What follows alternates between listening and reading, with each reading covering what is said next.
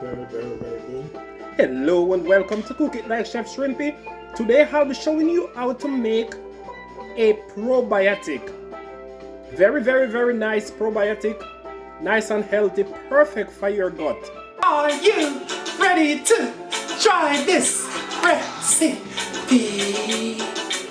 3 pounds of fresh organic cabbage. I'm gonna take the core out, and as we say, we're gonna blend this with the apple, and then we're gonna shred this cabbage as fine as we can, or as thin as we can.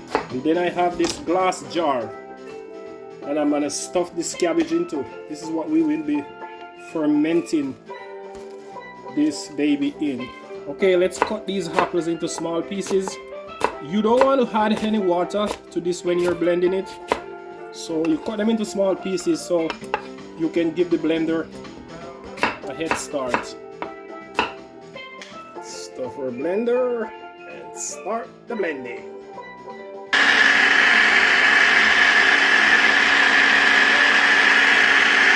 Okay, our blending process is complete.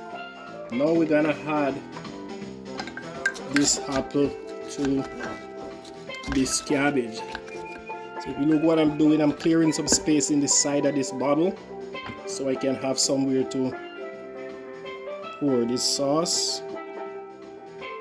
And as I pour, I'm gonna make myself some more room.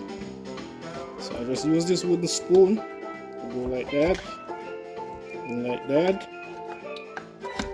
Let that thing saturate itself down there.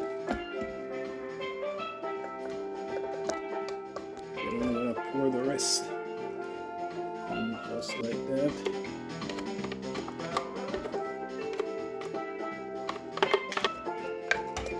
Okay, so we have all our applesauce into this cabbage now. So I'm just sinking it all in. Just like that. I'm gonna tightly seal it up like that, and we'll put it at room temperature to ferment for 6 days.